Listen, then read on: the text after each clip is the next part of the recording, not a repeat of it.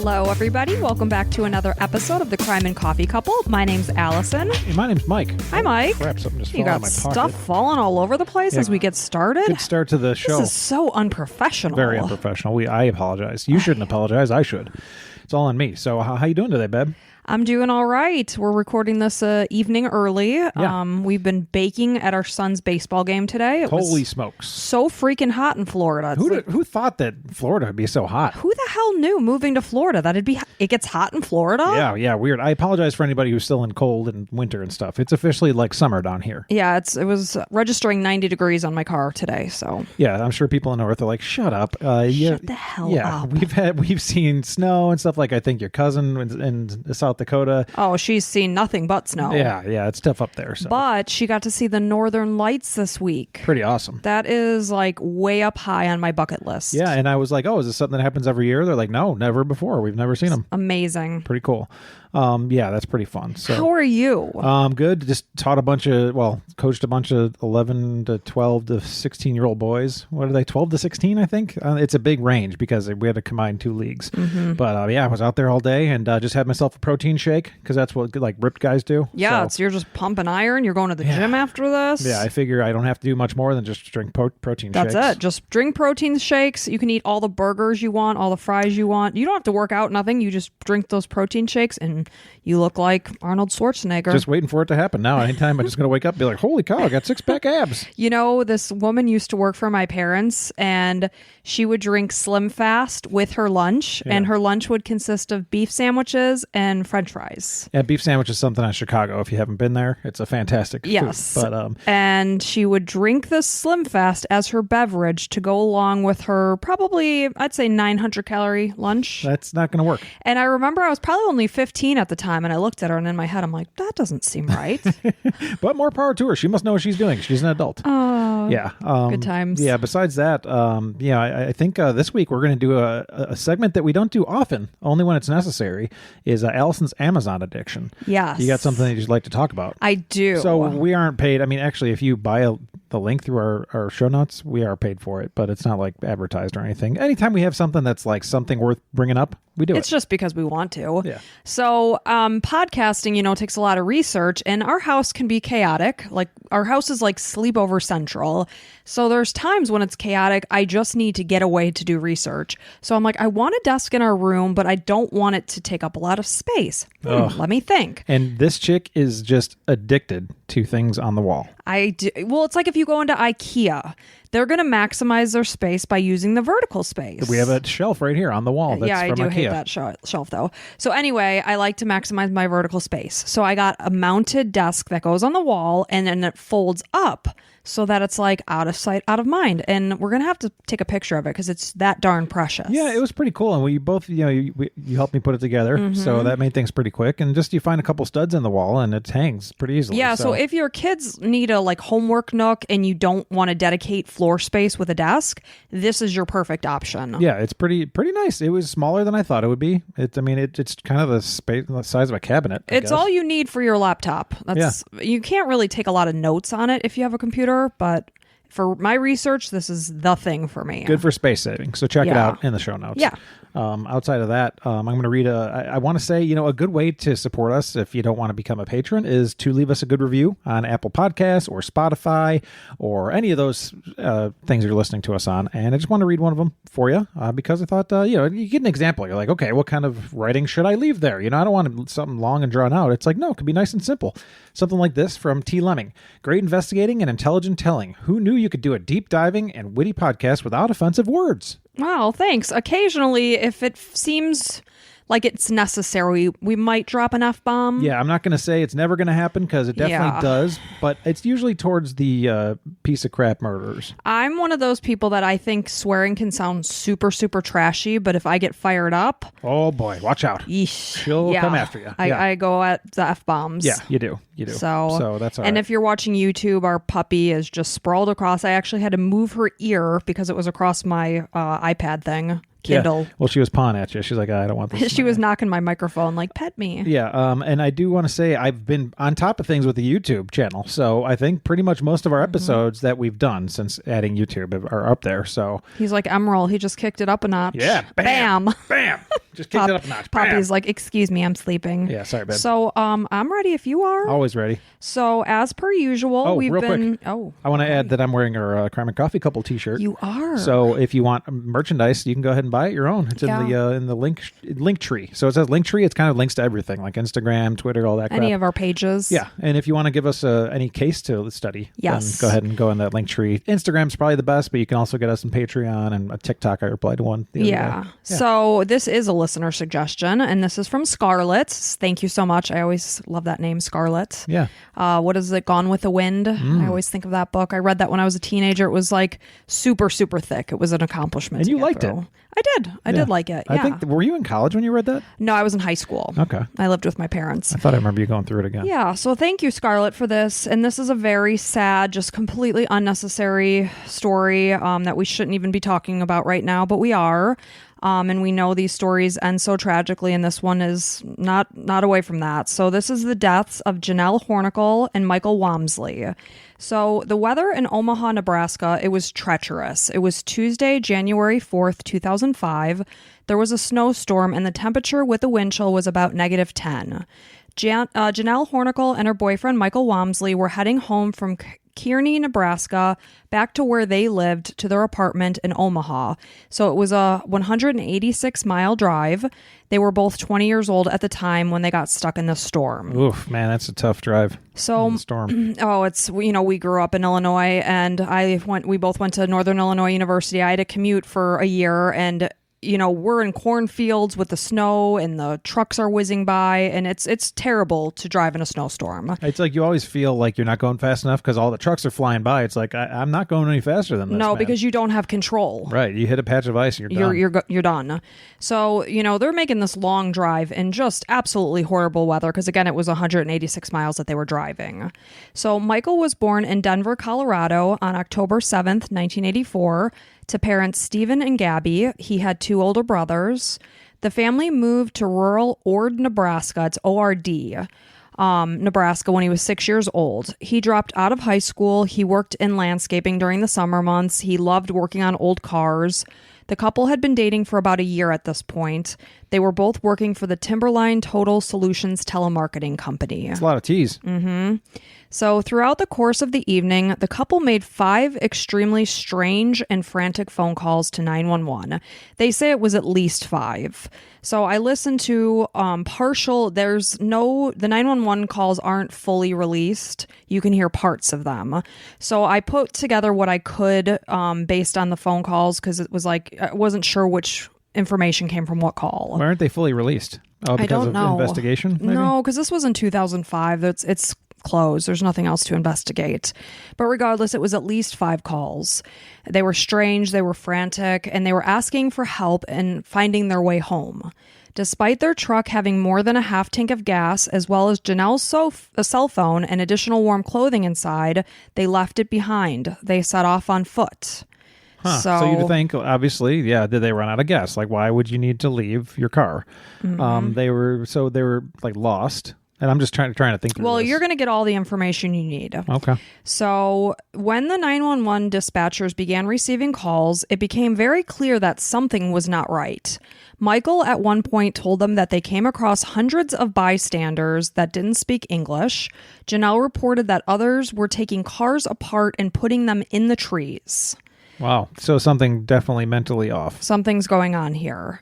So Janelle was born on March 23rd, 1984 in Grand Island, Nebraska to parents Kent and Twyla. She had 2 older sisters and an older brother. She also had another sister who died as an infant who was born in 1979, 5 years before Janelle was born. So terrible. She grew up just like Michael did. She grew up in Ord, Nebraska. At this point, she had everything going for her. She was a junior at Creighton University in Omaha, which is 185 miles from where she grew up in Ord. So she was a member of a sorority. She was also involved in a business fraternity, and she also worked. So she was busy. Yeah. She was a go-getter. Her family described her as a star athlete. She was also involved in drama club. She sang in the choir. She was also a cheerleader. She had known Michael for a very long time because they both grew up in the same town. They met when they were in 7th grade. So they knew each other for basically forever, but they had only been dating, romantically for about a year at this point. And Janelle's former college roommate and friend, Danielle, had said that the two were always together. Janelle would wake up at 5 a.m. just so she could call Michael to talk before he left for his early work schedule. You know how it is when you're first dating, like you just can't get enough of each other. Remember those days? I do. You used to be on the phone for hours, fall asleep on the phone. I all do. That stuff. We still talk on the phone, a lot when I'm at work, but like when you're on a business trip. Oh, I'd be like, enough of this. What are we doing here? Come on. All right. Good night. I love you. Well, sweet dreams. Now I call you and we chat for like maybe 15 minutes or something. Well, yeah, but back then it was hours and hours. We would fall asleep on the phone with each other. Yeah, so she would definitely, at this point in their relationship, they just want to hear each other's voice and just like there's nothing better. So when Janelle relocated to Omaha to go to college, Michael followed her. And I believe that this is when they started living together, but I can't be sure about that. So at 7:30 p.m., they were pulled over. They were in the small town of Geneva, which is 100 miles west of Omaha. And the reason why the officer pulled them over was because they had failed to use their turn signal, as well as a tail light was out. So Michael was the driver of the car at the time. This was caught on video surveillance, but the weather you could see in the video was just not good. You really couldn't see anything but an officer like hazily standing by a car. So they told the officer that they were lost. They told him that they were going south, but Omaha was east. The officer told them that. He's like, you're not going the right way right now. And Michael asked the officer where Pacific Street was. The officer seemed a little confused. He asked him, like, you mean here in Geneva? And Michael told him that the street was in Omaha. But again, you need to remember that they're 100 miles west of Omaha. Yeah. And he's asking where the small street is in Omaha. Well, the cop's like, east. Just go east and you'll find it, I'm sure. We're in Geneva. You're going south, you need to go east. So they were given a warning ticket with directions how to get back to the highway, and that was it. They were released from the police, and at this point, they were actually about 100 to 120 miles from their apartments. So we have a little hint that there's some, questions being asked that aren't really sensible. They're not lining up. So 5 hours later, they were only 23 miles from home. Their truck spun off the road in the early morning hours of January 5th at 12:30 a.m. Janelle made the first call to 911, and the bizarre stories began. She told the dispatcher that she was at the Mandalay Apartments, and this is where they live in Omaha. That's the name of their complex. But they weren't in Omaha They yet. were not. They were 23 miles outside. So she tells the dispatcher, there's a lot of Mexicans and African Americans. They're all dressed up in like these cult outfits. They're moving all the vehicles. And she said they wouldn't let them out, that they had locked us all in here. And she said... And who's us? Meaning her and Michael. Okay. So this was when she told the dispatcher that people were taking the cars apart and putting them in the trees. To describe her location, she told the dispatcher the trees above the Mandalay. So she was referencing again her apartment complex, which is called Mandalay on Pacific. Again, Michael had asked, where's Pacific? Sure. So Michael could be heard in the background yelling, get us an officer here now. And when they were asked how many people are out there, because, again, she's saying they're taking the cars apart and putting them in the tree, you hear Michael in the background saying about 100 or 200. Wow, that's quite a crowd. So the dispatcher said that the police would come out to the Mandalay Apartments, but they're like, you have to be patient. The weather is terrible. It's going to take some time. Like in the middle of this snowstorm, they're saying that there's like 200 people out there Yes. hanging pieces of a car in a tree. And you can tell that the dispatcher was confused by what was being said. Who wouldn't be? Yeah. So Janelle asked the woman if they could send a helicopter to go over the trees. The dispatcher again was confused, and she said, first of all, what people are you referring to? And Janelle is, saying, well, they're hiding it in the trees. They're breaking them down and stuff. Clearly the Mexicans and the African Americans. Yes. Yeah. And the dispatcher was baffled when Janelle said that the cars were being hidden in the trees. She told the dispatcher that she was going to have to start running. She's going to have to get out of her vehicle, and she ended the call.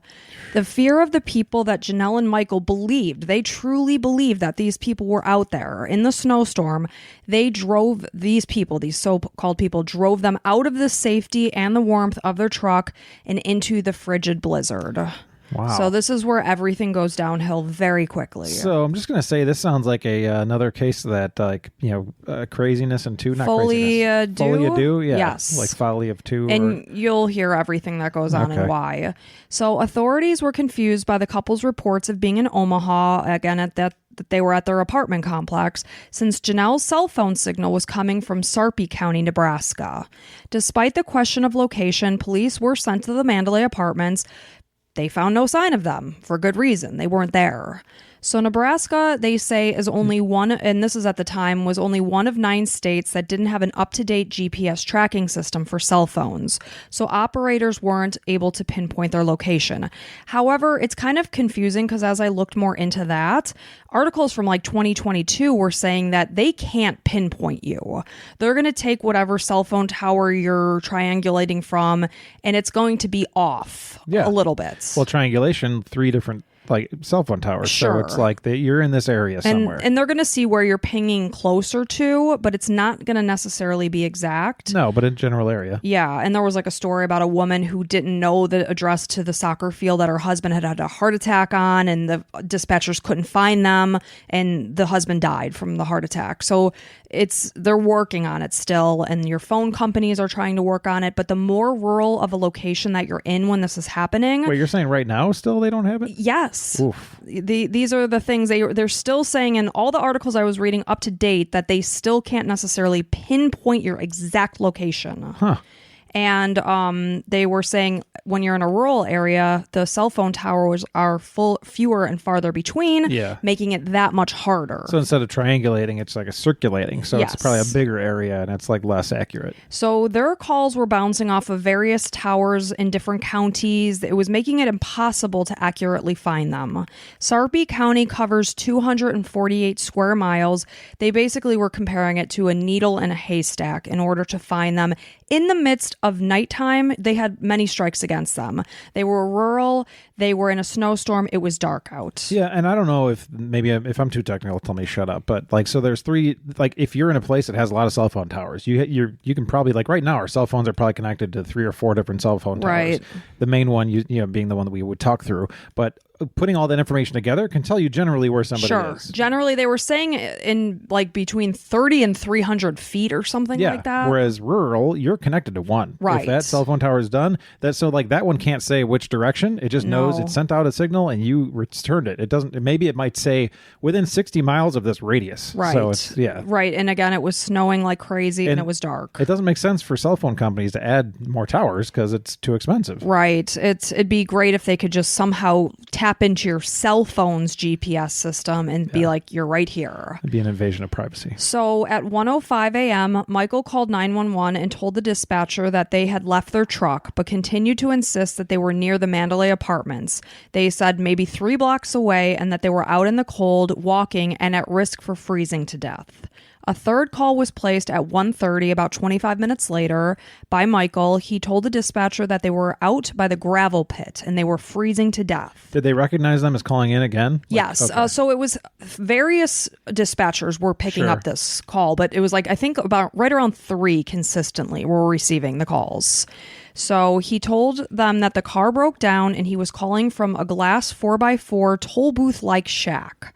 He told them that the closest street to what he believed was their location was by the apartments. The dispatcher named Patty Viberg told him that they had already sent an officer to that location. They weren't there. We can't find you. He told her that his pickup truck had been stolen and he had to go find it. Jeez. So there's different stories happening because there was one that said the car broke down. Another is saying the car was stolen. So Michael continued to beg for help, and he definitely sounded desperate in a lot of these calls. He was freezing. It was very, very cold. It was very hard to listen to because they were scared. And there was wind and all sorts of things around them. And so it wasn't like a joking thing. This was not a joke. They truly felt in danger. They were feeling like their lives were at risk and that these people were out there and they were at danger. They believed the things that they were saying. It was really, really sad and hard to listen to. And, he's begging for help. He's telling the dispatcher that they were freezing to death.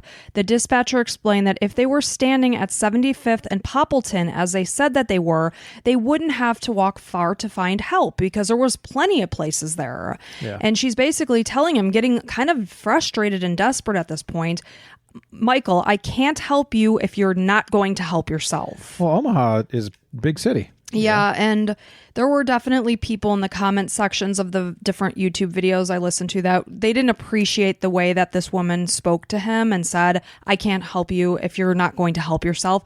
But again, she's believing he's in the middle of a town with like homes and apartments and things. She's not a psychologist to think that he's having a breakdown or something. Right. She's like, you're telling me you're here and you're not. So you're lying to me, basically. So. And how can I help you if you're giving me false information? Like, I'm here. I'm trying to help you. I don't want you to be out in the cold. Right. So it was just a terrible situation.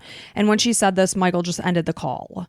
During another call, Michael said that officers needed to come farther south to open the gates. And they said, there's no gates in this area. But regardless, another officer was dispatched to the apartment complex. Again, there was no sign of Michael and Janelle. Because you don't want to be that time where he's like saying accurately where he is. And it's like, what? They didn't come. Right. And you're like, well, we didn't dispatch anyone. We already did. And then they're out there. Yeah. So several area 911 dispatchers began to communicate with each other. They were trying to find the couple's location. They began to talk about what could possibly be going on at this point. And they suspected that drugs were contributing to the confusion. Sure. They also tossed around the idea because, again, maybe they got into a car accident. Maybe they had a concussion, a head injury. Yeah. Maybe they were so cold and dealing with hypothermia that they weren't, dealing on all cylinders at this point. So there were, various ideas in mind as to what could be happening. It's pretty awesome. They're all communicating and trying to brainstorm and figure this out together. I mean, who wants this innocent couple to, be in trouble? Yeah, especially when they sound like so in distress. Yeah, they did. They, and they sounded like sweet people. It was very sad. 40 minutes later, Michael placed a fourth call at 1:45 a.m. He told the dispatcher that two people were flashing a light on top of the shack. Patty told him to go talk to those people, and Michael told her that they not only asked them for help, they begged them. She told them to hand the phone to them. She's like, just hand them the phone, okay? Because she's thinking in her head, like, what people are out in the storm? Well, she's probably thinking, I can't get anything out of this guy. If he can find somebody who thinks is doing something, then at least I could talk to somebody that knows where they are. Get some kind of, logical information that we can actually help you. Somebody would be like, hey, I don't know, these people are just lost and I'm in this place. Be like, okay. So she's saying, hand the phone to them, Michael, okay? And he said he didn't think that they spoke English and he couldn't make it that far because they have all kinds of dogs. On one call, dispatcher Patty urged him to go back to the truck because of the cold temperatures outside. He told her that it was rolled over on its top. And Patty doesn't know what the truth is, so she's worrying, is the car in distress? Is it leaking gasoline? Is it at risk for blowing up? Yeah, she doesn't know. So that's no longer an option. Right. So in actuality, though, we will come to find out that the car was perfectly fine. Unharmed, upright position, just off the road. And there's no way for the dispatchers to know No this. idea. So the dispatcher asked to speak with Janelle, maybe hoping that she could guide them to their location. Janelle sounded very disoriented and said, can I talk to the apartment complex? They might know. So she was even, less information and help than Michael was. I can't think of a drug that would do this. That's crazy. So 15 minutes later... I'm sorry, later... I don't mean crazy. I just like this whole situation. No, I know you're not saying they're crazy. This is a terribly sad and chaotic situation. So 15 minutes later, at about 2 a.m., Michael could be heard telling Janelle to get up, and the dispatcher is worrying. She's asking him, is she starting to lay down? And Michael said yes, and again asked that somebody, please, he's crying in desperation, and you can hear him baby, please get up. You're my girl. And it was just so sad. Because she's slowing down from the cold. Oh, it was freezing outside. And Patty encouraged them to stay in the shack, stay out of the cold. She asked him if he had done drugs that night, and he said he hadn't. And he said that they were at an old abandoned lakefront area where they have cattle and an old gravel pump set up. His last came through at 4:20 in the morning. At this point, Janelle and Michael would have been out in sub-zero temperatures for at least 4 hours. This is desperate. Sub-zero, it's amazing they even lasted like that long. I know.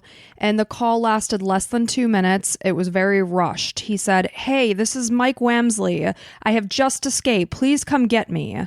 The dispatcher asked, "Are you out walking again?" And Michael responded, "Yeah, it's okay though, because the whole thing will change tomorrow. Everything's going to fit."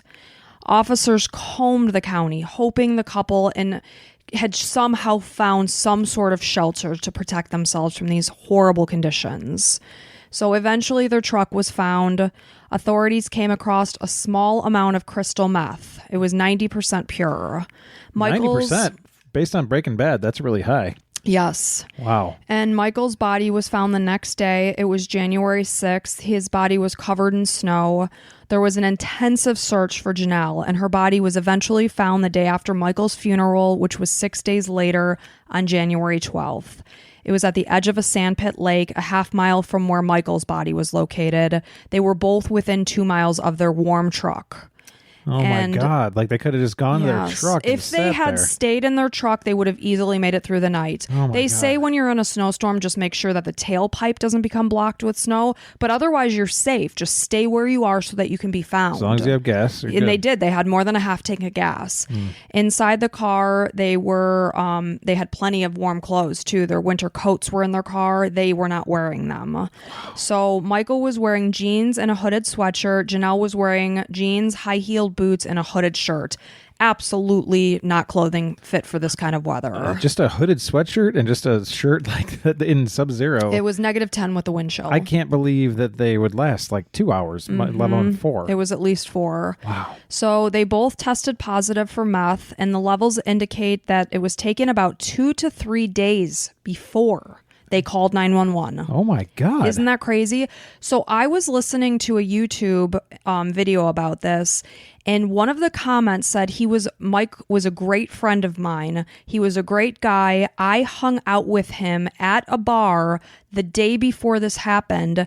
We played pool. He was not intoxicated. He was not confused. Well, no, meth only lasts a short amount of time from my understanding. Well, this was 2 to 3 days after they had used. Did you do any research on like how meth can feel? I just took the toxicologist and, the medical examiner's reports. Jeez. I mean, from my understanding, meth is kind of like cocaine, like a cheaper version of cocaine. And probably, it makes you feel good and all that stuff. And you feel like you can do anything. And like, not that, I don't know if you I'm going to tell you more about meth too, good. Just because I didn't know a lot. So Michael's, they tested the amounts in their system. Janelle had a lot more in her system than Michael did. So Janelle had 495 nanograms per milliliter versus 127 in Michael's body. So quite a bit more. And this was a sufficient amount for either of them to cause anxiety, hot flashes. And the reason why I say hot flashes is because they weren't wearing their coats. They went out in the cold. Your natural instinct would be to put on a coat, but they may have been having a hot flash where the coat or the cold initially could have felt good to them. Sure. Then they got disoriented and couldn't find their way back to the truck. Yeah. So it can cause confusion, hallucinations. Because again, you're saying all this time passed. This amount was still in their bodies.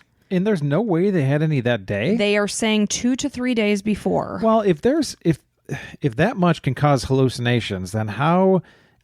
I don't know. I guess maybe it's not synthesized very quickly. I don't know. So doesn't make sense. It's likely that they were physically unable to stay still in the safety and confines of their truck, because when you're under this kind of duress, your instinct is to flee. You want to get out of these confined spaces and just get out of there. They were very agitated. Panic attack. They just wanted to get out of there. Sure. So they were unable to just wait in the safety of the car to get help because of the nature of the drug.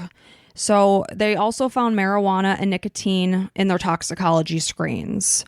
So Michael's brother Chris had suspected that he was using drugs. He even confronted him about using crystal meth. Chris was pretty confident that Michael had tried meth based on some of the comments that he had made about trying different drugs. Just before Thanksgiving or around Thanksgiving, Chris had spoken with Michael, because again, this is just after the new year. He had said to him, urging him to think about his future. He said, whatever you're on, Michael, think about this in the long run. And the belief about what he was saying with seeing 100 to 200 people is that the area where they were, confused and walking around had a lot of cattle. And they think that maybe through the snow and the dark, they saw these cattle standing there and believed them to be a bunch of people. Mm-hmm. So that's the thought on that one. So, and he's probably calling out to these cows like, help, help. Oh, they're not helping me. They don't speak English. That's what that was suspected to be. Man, these are some major league hallucinations. Like major. Yes. This is like, I would imagine like mushrooms. I would have to guess mushrooms, and because like I don't know a lot about meth, but I don't think it would do that kind of stuff. And you got, obviously, these are they have the full toxicology. toxicology screen. Yeah, these are toxicology experts, so let's lean on them. But, well, yeah. And then they said the amount that were in their blood could absolutely cause these kind of hallucinations. So it's like a lot of paranoia with meth. There's a lot of times like when I would sometimes watch Intervention, which I just can't bring myself to watch it anymore. They would be standing in the window and just thinking people were coming to get them. There was so much paranoia. And, that's probably what was happening here. While they were high, or like while they were, again, this was days after the fact. No, I mean like on the the show, this was while they were high. Okay. Yeah. That makes sense. Like, I guess that makes more sense. But like that amount of just hallucination doesn't make sense to me. I don't know. So Janelle's mom, Twyla, does not blame Michael for her daughter's death. She's confused by it, but she knows that he was always so kind and respectful to Janelle. And just the way he was speaking to her while he was on the phone with 911, you could tell he was such a good, sweet soul. Yeah, like it sounded like they loved each other. Yeah. Genuinely. Oh, it's just so sad. Like you mentioned, like you said senseless just stuff, and here this one's senseless. This is completely like they could have been just fine. I know. Nobody did, like in so many of our stories, it's some absolute dipshit moron that is coming at people and like whatever. This is just them. Like they did this to just themselves. The two of them, So anyway, just to give you a little background on meth, just because I didn't know a whole heck of a lot. I watched Breaking Bad and stuff like that. I've seen Intervention. But so methamphetamine was first synthesized by a Japanese chemist in 1893. That's where it all came from. I remember you asking me, when do you think meth started? Yeah. So early on, it was used to treat narcolepsy and asthma. It was used in World War II to keep the troops awake. So after the war, its use dramatically increased, even after it was outlawed in the U.S. in 1979. So it's an upper. It's 3.5 times more powerful than cocaine. It's snorted, swallowed, smoked, or injected. It affects the central nervous system. A form of the drug, methamphetamine hydrochloride, is actually an FDA-approved control drug that's prescribed. It's used to treat ADHD, obesity. The high from meth can start and fade quickly. So this encourages people to go on binges. Yeah, you got to keep on getting it. That's why, it's like, I need more. Mm-hmm. And this oftentimes leads to sleep deprivation, I'm sorry, not deprecation. So that's another suspected thing, that they may have gone on a bit of a binge and not have slept. Yep, I can see that. Lack of sleep paired with the drug, paired with hypothermia, it's like the perfect storm within the storm. I do not believe that they weren't actively high on meth at that time. So I'm just going by what a medical examiner and toxicologist said versus Mike Pernecki here, who apparently has gotten his medical MD. Yeah, I don't get it. Michael P. MD here. I mean, maybe that lack of sleep after over 2 or 3 days could definitely do that stuff. I could see that. So oftentimes people who are on a meth binge, they don't sleep, they don't eat, they continuously take the drug every few hours, staying up for several days at a time. That's very typical in a binge.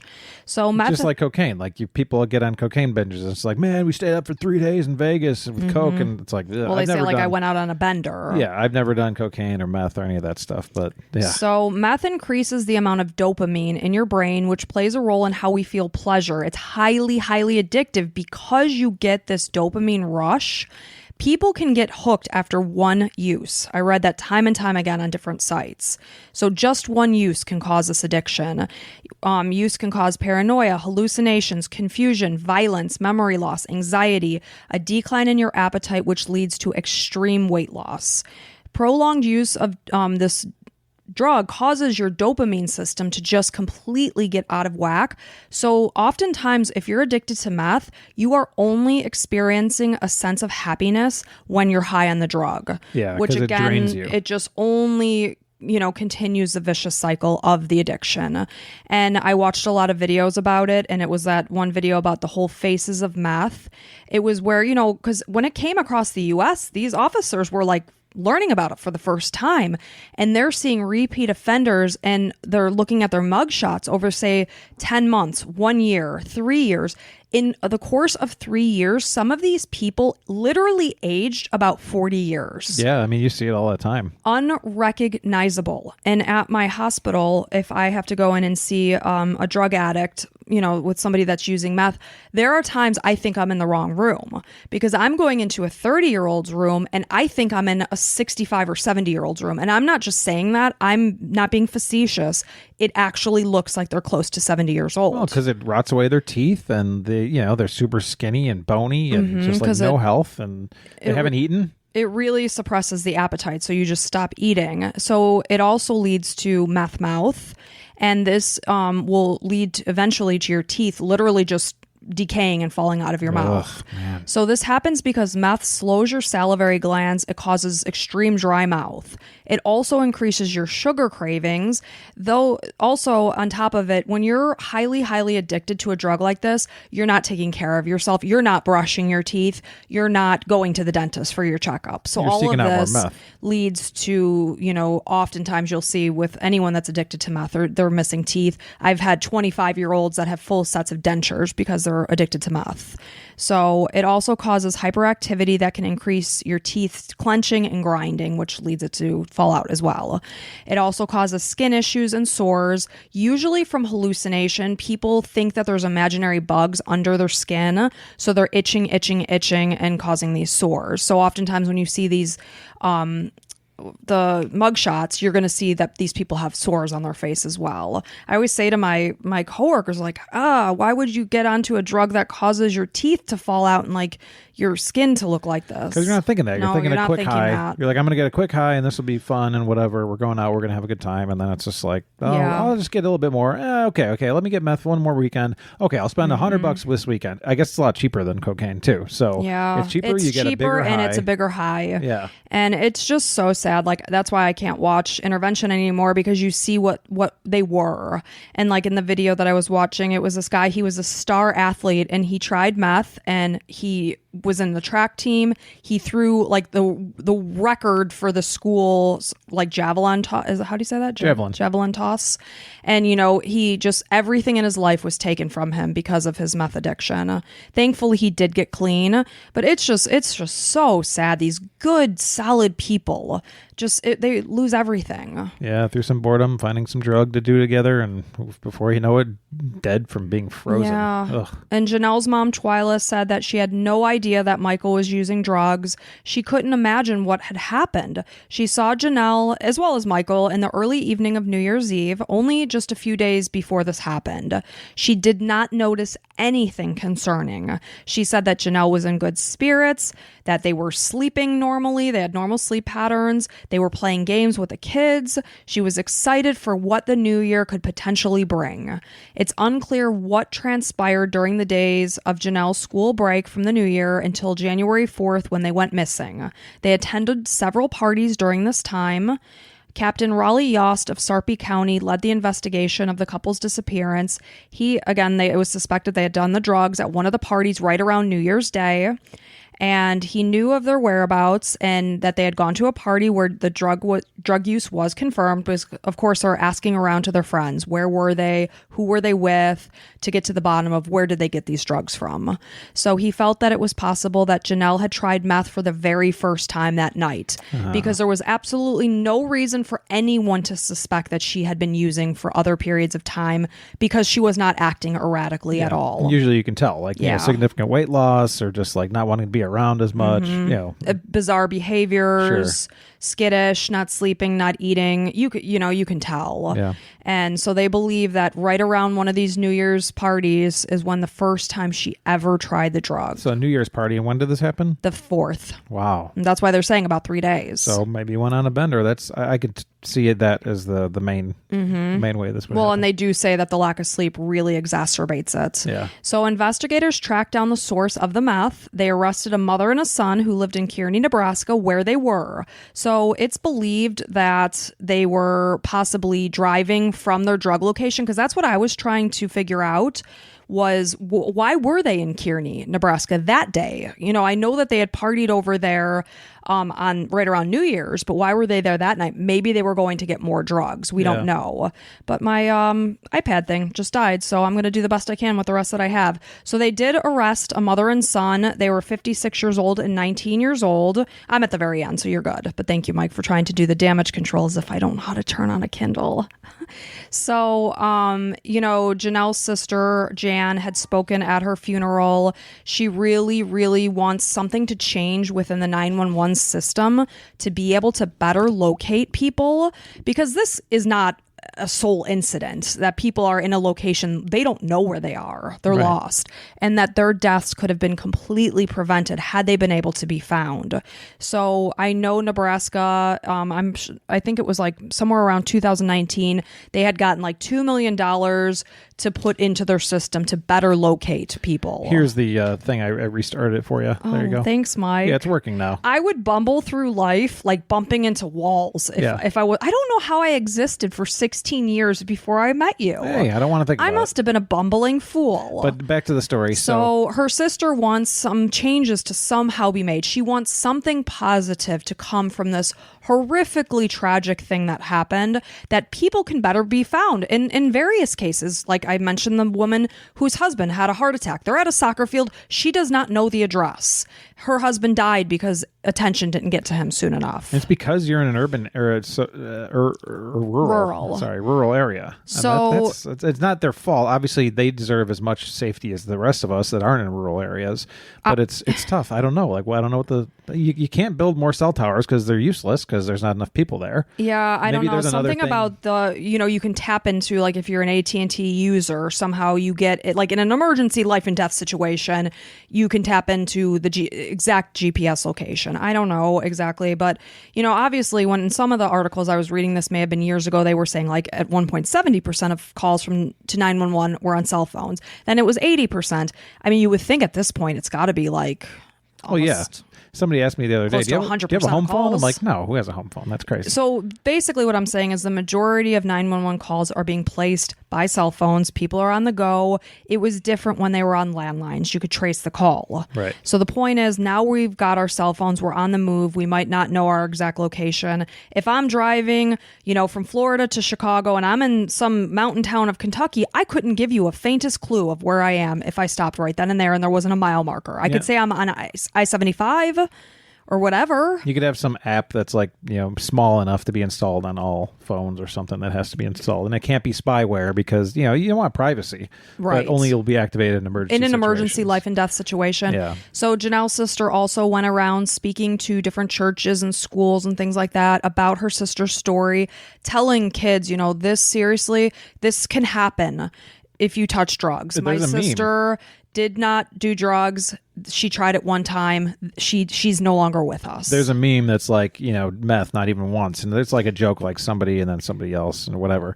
But it's like, the second picture is worse, much, much worse. But seriously, like meth, if you are even close to being somebody who's addictive or anything, any person out there. Just don't go anywhere near it. Don't touch meth, man. It is, meth and heroin are like my two, just don't ever touch them. I'm not interested in drugs at all. My drug of choice is Advil if I have cramps or a headache, but I'm not interested in drugs. But and then Janelle's parents, they decided to do an interview. I forgot, I think it was Discovery Channel, and I could be wrong because again my computer crapped out, but to talk about Janelle's story. It was called like The Most Dangerous Drug or something like that was the special that it was on. Oh, absolutely. Meth and heroin, the two most dangerous drugs. I mean, without a doubt. Obviously prescription drugs too. Sure. That are illegally purchased. Yeah, and I would put those in the same as meth because it's really the kind of the same idea. So addictive. But, people get into a car accident, they hurt their back, and all of a sudden they're addicted to pain medication. It's so unfortunate. Like, good people just have their lives destroyed, and with that, their families' lives are destroyed. Yeah. So just terribly sad, unnecessary. Well, let's remember Janelle and Michael here, and hopefully, if you can talk to your kids and family and stuff and friends, if one death could be prevented from just talking about it, and that's what Janelle's sister was hoping, that something good can come from the tragic and senseless loss of these two young people. Right. So, well, hey, thank you so much for listening. And if you enjoyed this episode, then you can get even more episodes. We've got, I think, 20 bonus episodes available on our Patreon. Yeah, I think you've said 20 the past 3. Yeah, and maybe I have, and maybe it's 20-ish. Okay, Who knows? Allison? Who knows? 20-ish. 20-ish. It'll continue to be 20-ish for another 3 or 4 weeks. So if you don't like it, you can stick that in your pipe and smoke it. Are you talking to me right now? Yeah, I am. And didn't we just talk about not smoking things? Yeah, well, bad reference. Tobacco. There. Yeah, it was. I'm sorry. So I want to say thank you to our 3 latest patrons. It's Kristen, Tabitha, and Shawnee. And you know what? You listening right now, I would like to say your name next week. So go ahead. Yeah, we would love to say your name. Yeah, sign up. It's a couple different levels. You can choose your own, and or just buy a T-shirt. And then we're getting a lot of messages of people wearing our shirts and saying like, yeah, people are asking me about it, my coworkers and all that. And so thank you so much for spreading the word.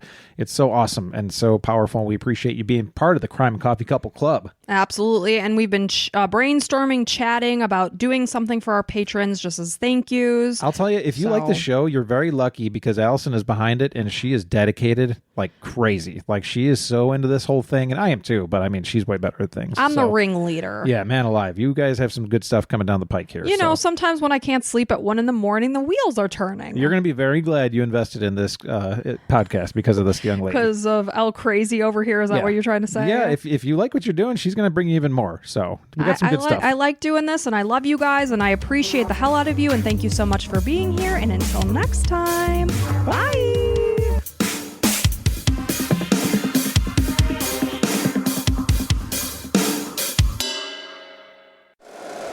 If you like the show, please take a moment to rate, review, and subscribe. It really does help the show to grow.